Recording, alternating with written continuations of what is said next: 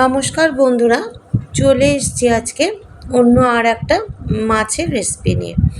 তো এখানে আমি 3টে মাছের মাথা নিয়েছি। মাছের মাথাগুলোকে নুন হলুদ মাখিয়ে নিয়েছি। এবার একটা ফ্রাইং প্যানে আমি মাছের মাথাগুলোকে ভেজে নেব। এগুলো আমি কাতলা মাছের মাথা নিয়েছি, আপনারা রুই মাছের মাথাও নিতে পারেন। তো মাছের মাথাগুলো এখানে দিয়ে দিয়েছি এবং উল্টে পাল্টে মাছের মাথাগুলোকে আমি ভেজেও নিয়েছি। এবার মাথাগুলোকে আমি ভালো করে ভেঙে নেব। যদি ভেঙে নেন তাহলে এই ভাজা মাথাগুলো ভালোভাবে আর একটু ফ্রাই হয়ে যাবে, আর কোনো রকম আষ্টে গন্ধ বেরোবার কোনো চিন্তা নেই। তো মাছের মাথাগুলো খুব ভালোভাবে ভেঙে আমি এগুলোকে এবার এক জায়গায় তুলে রাখলাম। এবার কড়ার মধ্যে আমি সর্ষের তেল দিয়েছি অল্প একটু। সর্ষের তেলের মধ্যে আমি একটু কালো জিরে ফোড়ন দেব। এবার একটু সর্ষে ভিজিয়ে রেখেছিলাম, ওটা দিয়ে দিলাম। আমি এটা বাটা সর্ষে মানে গোটা সর্ষে বেটে ইউজ করিনি, প্যাকেট সর্ষে একটু নুন দিয়ে ভিজিয়ে রেখেছিলাম। এবার এইটাকে আমি জল দিয়ে একটু পাতলা করে নিলাম। এবার এর মধ্যে দিয়ে দেব হলুদ গুঁড়ো, দিয়ে দেব স্বাদ অনুযায়ী নুন।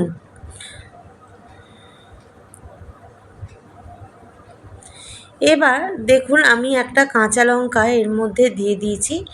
এই যে কাঁচা লঙ্কাটা আমি দেখিয়ে দিলাম খুন্তি দিয়ে তুলে।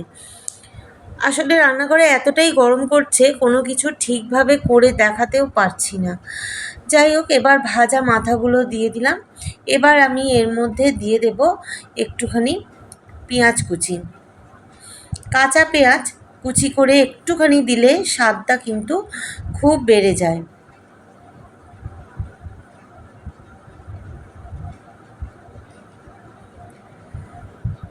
একটু পেঁয়াজ কুচি এর মধ্যে দিয়ে দিলাম। আপনারা চাইলে আর একটুখানি কাঁচা লঙ্কাও অ্যাড করতে পারেন, তবে ঝাল ব্যাপারটা আমার বাড়িতে অতটা চলে না। এবার দিয়ে দেব কাঁচা সর্ষের তেল অল্প দিয়ে, এবার একটু মাখা মাখা হলে আমি এইটাকে নামিয়ে নেব। তো তৈরি হয়ে গেল আমার মুড়োর ঝাল। যদি ভালো লেগে থাকে রেসিপিটা তাহলে অবশ্যই একটা লাইক করবেন, শেয়ার করবেন, সাবস্ক্রাইব করবেন আমাদের চ্যানেল শতদ্রুজ কিচেন এবং কমেন্ট করে জানাবেন কেমন লাগলো রেসিপিটা। আপনাদের কোন রেসিপি দেখতে ইচ্ছা করে বা কী ধরনের ভিডিও দেখতে ইচ্ছা করে আমাকে অবশ্যই কমেন্টের মাধ্যমে জানাবেন। নমস্কার।